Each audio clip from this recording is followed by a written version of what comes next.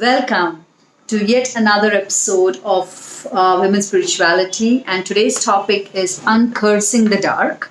It's our episode 2, and I am Rekha Kurup, founder and director of She Stands Tall project. And today we are really going to explore the dark and light cycle, and particularly getting a deeper understanding and perspective of the dark cycle and what dark really means and how have we lost meaning about the dark, and what does it mean when to reclaim back those meanings for our own selves. And so getting a deeper understanding of the dark and uncursing the dark. And so before I even start, I just want to take a moment to really offer my deepest gratitude, to invoke, to pray to the greatest dark from which all of life emanates, all of life comes out, and which has the ability to gobble up, swallow, disappear everything that exists in this universe.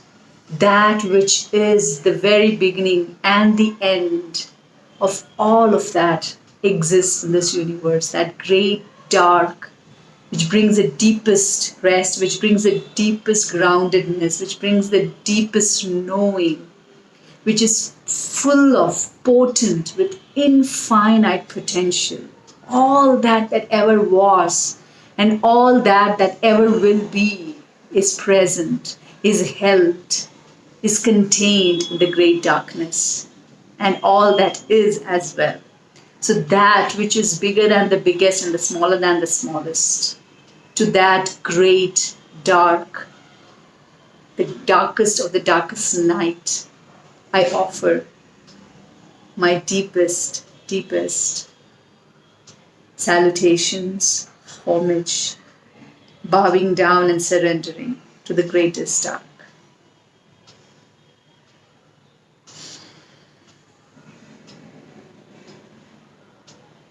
Blessed be.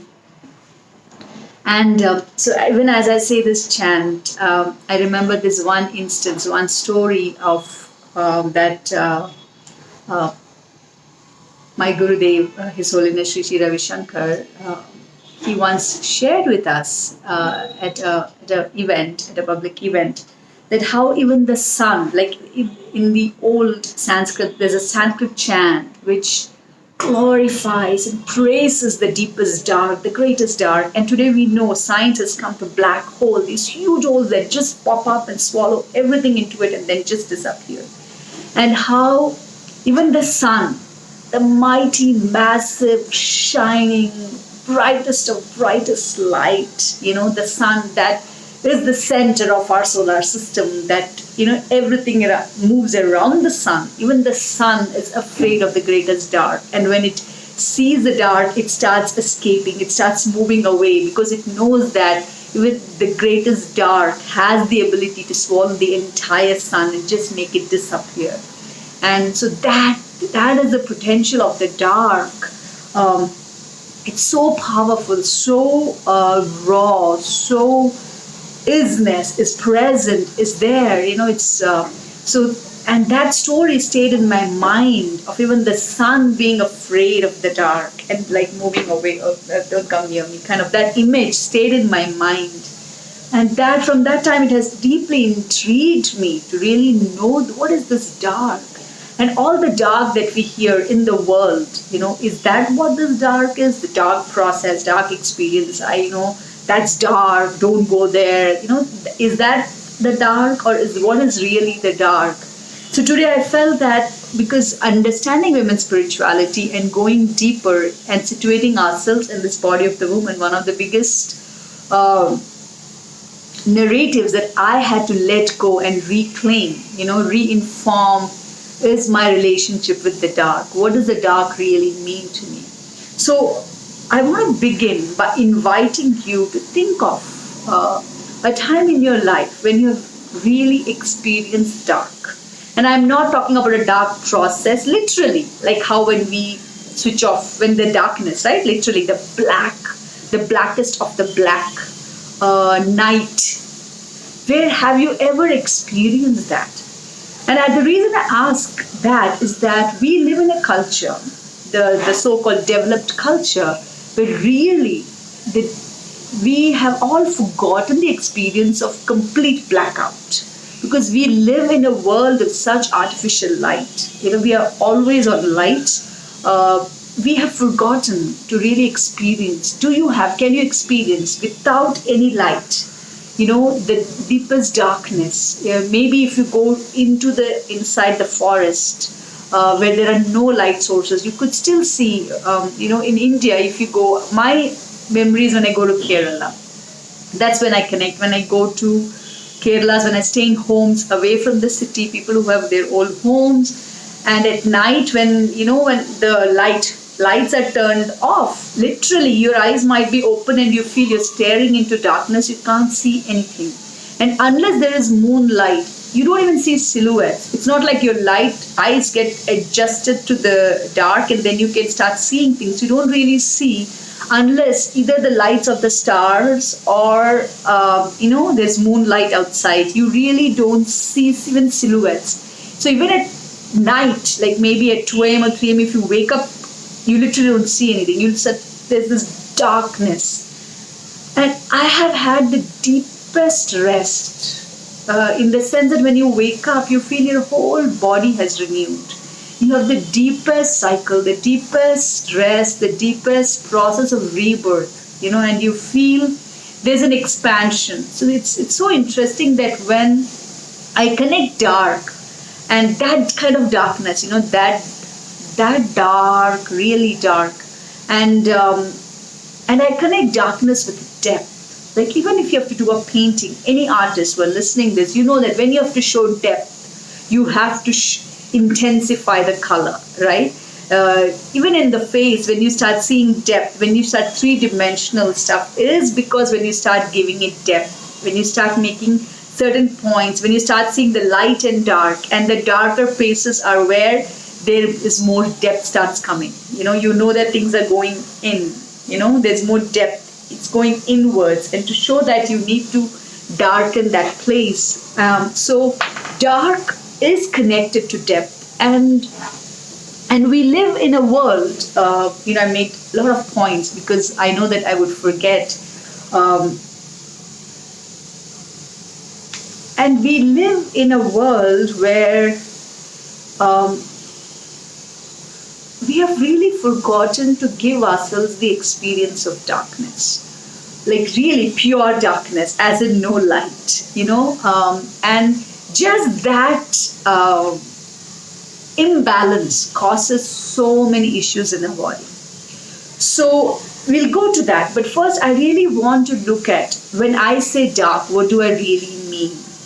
I want to talk about that aspect first, because many times I've always heard people connect ignorance with darkness, and I don't see it anymore. Darkness is potent with information. It's potent with all that has ever happened, all the past, the future, present. Everything is there in the darkness. It's present.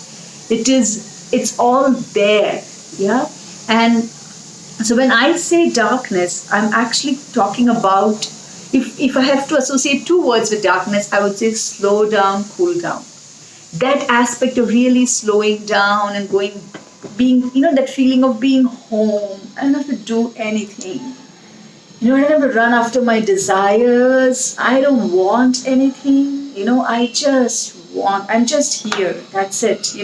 That deep space of rest, which in our today's modern rushing culture, we have really forgotten to even give ourselves the opportunity to really experience. So the dark is the feminine, the yin, that is connected to coolness, slowing down, deep rest, depth, dense.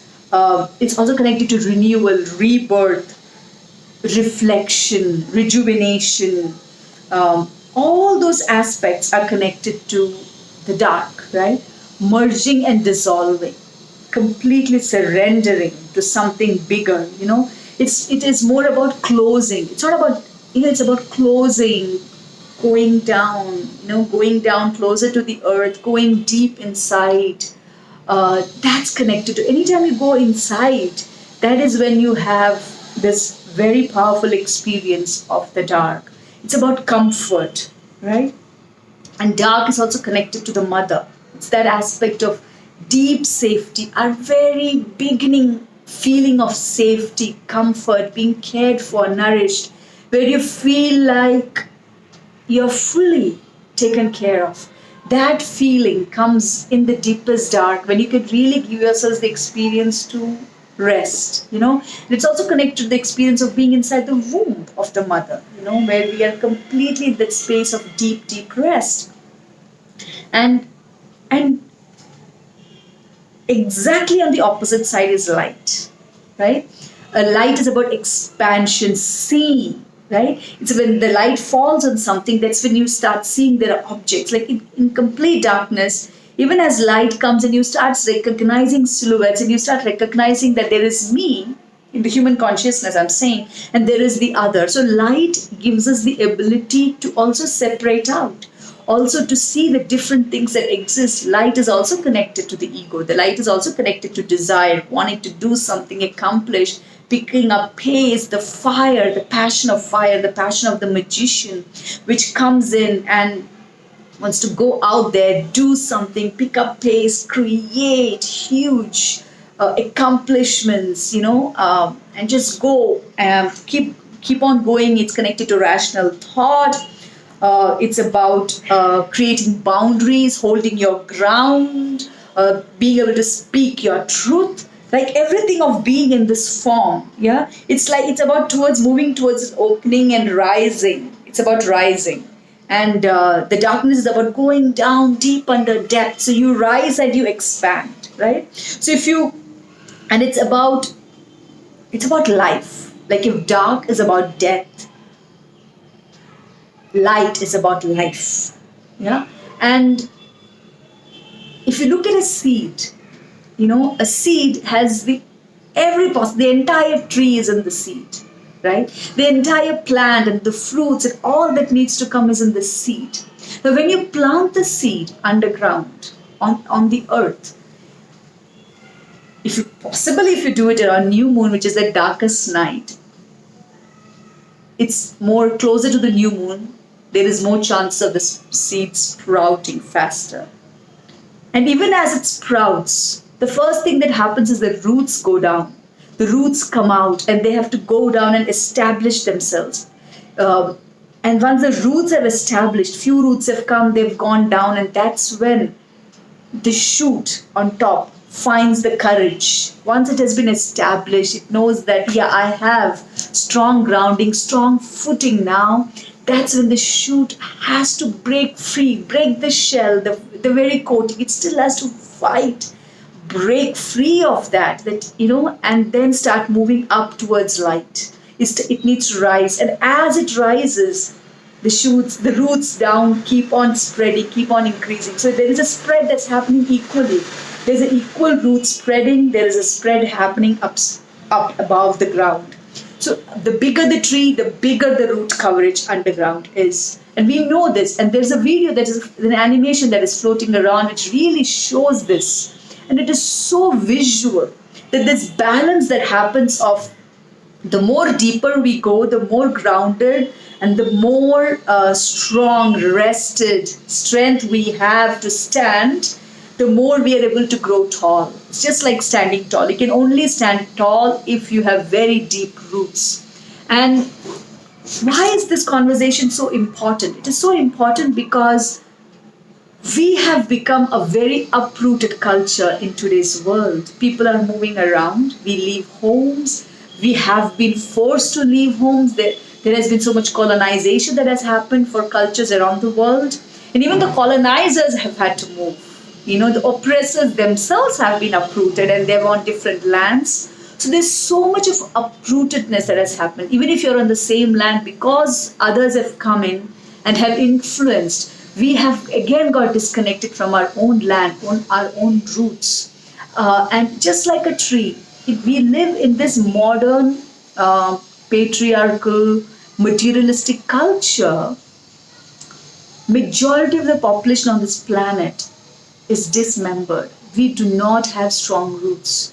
And what has happened is patriarchy has also given us a lot of narratives around dark. Oh, dark is not good. And all those dark that you usually hear in narratives, they are just distortions of light. And when I say dark, I am not talking about those. That dark is completely absent. When I say dark in this video, I'm meaning completely absent of light, completely absent of desire and ego. That dark, which is actually love. When you feel, when you sink into your mother's. For me, that sari, that going inside my mother's sari and her body, that dark, that gives such a feeling of rest. And you will see children, their biggest thing is to go and hug and just to they take their head in, and to feel this deep protection. Any act of protection, even on a plane, they ask you to do this, And we live in a world where we are overdosed with light every morning. And today, the desires that we have are not even ours. Every morning, every day, as soon as light is here, you go on a cell phone or you go on your Facebook, any social media, you go turn on the television, you are being bombarded with desires. You need this, you need that, you need to do this, look at this person, they have done that. So we are constantly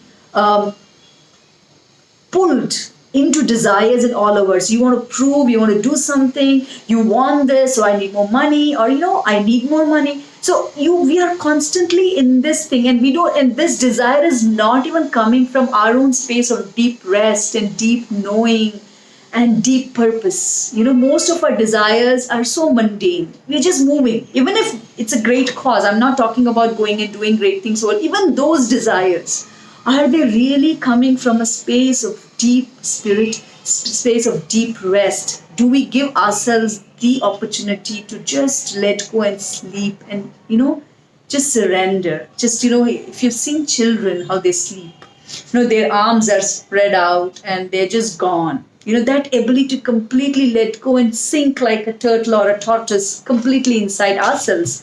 That is the aspect of the dark. And all the other that we hear today about, darkness as it's all merely distortions of light, right? Light is what gives us the ability to have ego. So when we expand, the ego also expands, includes more people. But if you're not unable to do that, and how are we able to expand the ego? We're only able to expand the ego if we can create room for the dark, deep rest, deep groundedness, deep rootedness, slowing down, cooling down.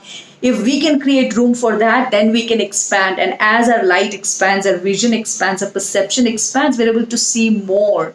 And in that more is included. More people can be included. A deeper sense of belongingness grows. So all that is only possible when we can make room for dark and step out of our narratives about rest. So we saw how the dark cycle is connected to rest and the light cycle is connected to activity. And how we as a culture are not honoring that. And so even more, today research is showing that the physical, emotional, mental, and even behavioral changes that we as human beings that we experience every day, it has its own 24-hour daily cycle it follows. And it's being called as a circadian rhythm. And it is deeply influenced, deeply interconnected with the dark and light cycle and or the sleep and rest, the sleep and awake cycle. And that every life on this planet, and especially we as human beings, we have a master clock in our brain which connects everything. It's a whole system that every organ, every cell, everything is connected into this daily 24-hour rhythm. It's called as a circadian rhythm, and which is based on how our eye detects light outside. It's based on the eye giving information to the brain, to the SCN, which is a network of 20,000 nerves in the brain, right? It is located in the hypothalamus, and that is what determines, based on the light that is detected by our eyes, based on what the eye sees, it sends a message to the brain that, okay, now it's dark. So when it is dark, it knows that it's time for the body to rest. So all the different organs, different the circulatory system, the excretion system, the digestive system, every system, the skin system, every system in our body is plugged into this master clock, and they all have certain activities and errands that they run at different times of the day, so that this entire system works efficiently, is able to experience the deepest aspect of consciousness, that we can experience a truest, fullest self in this world and be present. And for that, it is so important in circadian rhythm that as light diminishes outside in the world, and as darkness increases outside, as night falls, it's very normal for the brain to signal that it's time to rest. So the hypothalamus, when the eye detects that there is darkness outside, it sends a message to the pineal gland, it's now time to release melatonin. And when the first hit of melatonin comes to us, we start feeling tired, we want to rest and relax and just be in the comforts. So that dark cycle starts happening. So melatonin and the pineal gland is deeply connected to the dark cycle. It pulls us in, it pulls us back into our body, into a deep space to just relax, right? And as the dark cycle happens, as melatonin surges and increases, it peaks up around 2 a.m. The melatonin surge peaks up, and how the melatonin is only released when there is darkness outside, when all lights are turned off and there is deep dark. And why is it so important for melatonin? And by around 7:30, when the eye again detects that there is enough light outside, again the hypothalamus gets that, okay, it's died, now stop the production of melatonin. Stops at around 7:30 in the morning. Melatonin production completely stops. So, and what does this do? And the melatonin, now more and more research is showing that it is deeply connected to almost every function of our body, the health of every organ. It is deeply connected to the reproductive system, the health of the ovaries, health of the testes. It is deeply connected to the circulatory system. You name any system, it's deeply connected to it. So when the melatonin secretion does not happen, it affects our functionality in the light cycle. So again, from what I said earlier, today's circadian rhythm is proving that the dark cycle is so important. So the other day I was watching Dr. John Doulard's video on melatonin, in which he says that if there is anything that comes close to this ojas in Ayurveda, the word ojas in Ayurveda, the science has really not been we really don't know what is ojas. All the ancient rishis and the sages in India, when they talk about this ojas, which is like this very potent energy that is present, which diminishes age, which increases radiance, which increases your ability to hold, contain. This ojas, if anything comes close to ojas, he says that it is melatonin. So melatonin could be ojas that the rishis and the sages have been talking about. And today, if you see, we have completely wreaked havoc on our melatonin level, or in our ability to be even present in the circadian system, in the circadian rhythm. So what does it mean to honor our biological clock, to honor the circadian rhythm? It means that we wake up with sunlight and we rest as sun goes down and darkness increases. What does that mean? Today we don't even allow ourselves that, because there's so much artificial light that we have filled ourselves with. Our eyes are detecting wrong information. It is not, even though it is night outside, we are so much in light. We have our phone gadgets, we have our laptops, we have televisions on, there's sound.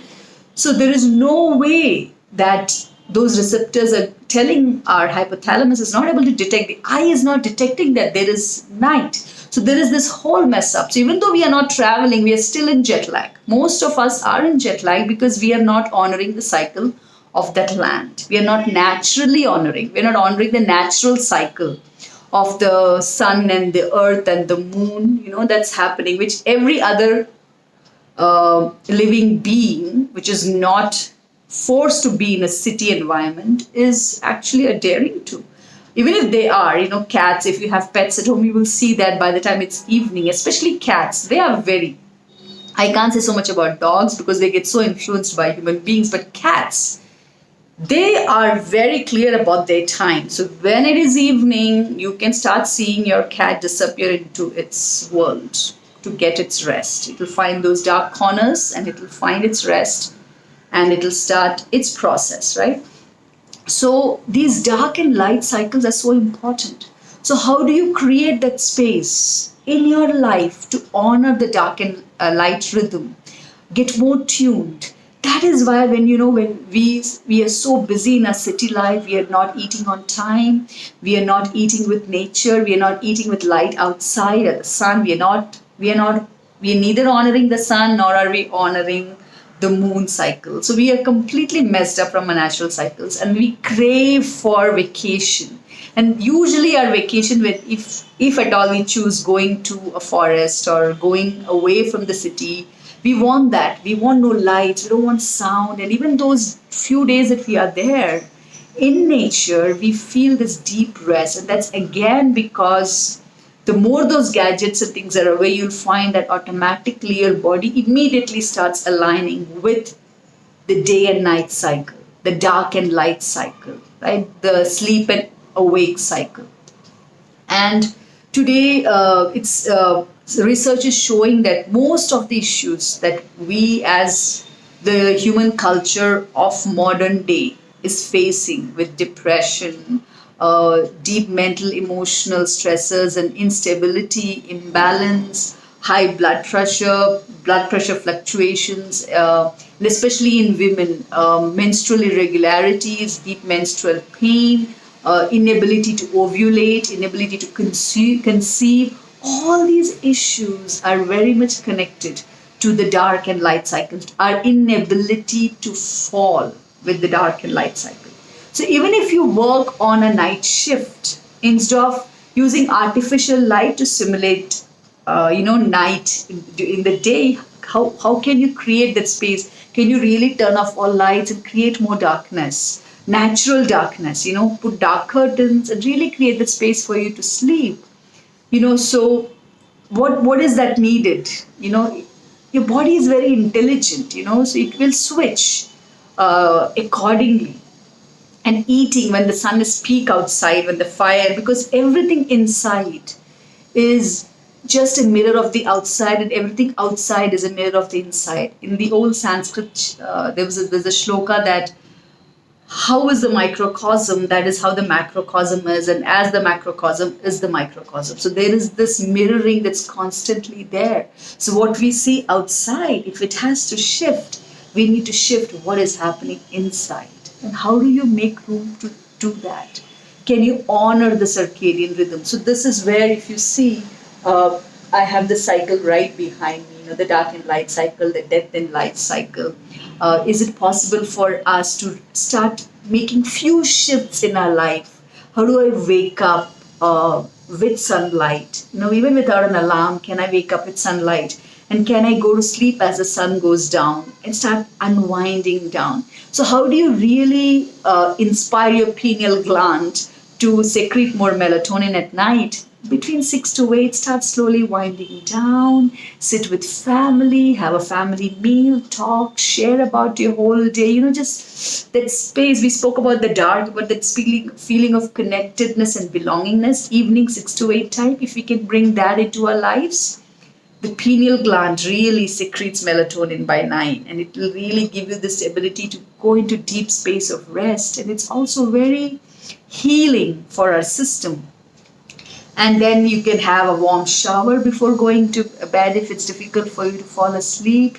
Turn off all your gadgets. Have this in your house that after 8, no more gadgets. We're going to spend time, we're going to play a game maybe. So by 9:30, 10, it's time for you, everyone to go start, going back. Maybe you can read a book, read a book, or journal, do some art, something like that, so you can start winding down into the dark cycle and sleep. So even when you're morning, you're not waking with the jolt of an alarm, but have the curtains little open so that when the light comes in, natural sunlight, take some time to, you can get up, sit with your eyes closed. The early morning time between 4 to 6 is really powerful time of air, and that's when the melatonin is slowly coming down and the wakefulness is increasing. That's the time to really take. We are in the in between stages, and just sitting and meditating, doing your breathing, doing yoga, all those really help us to switch from that shift of melatonin that happens, and the wakefulness starts increasing.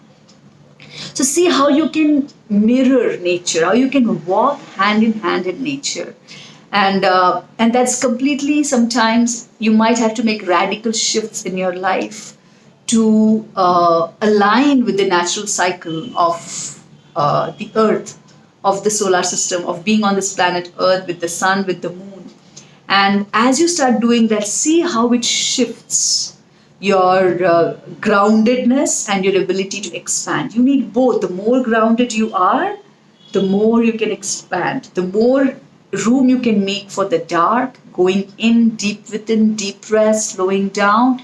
The more you can pick up pace, the more you can go out into the world and do whatever it is you're bidding and then come back again.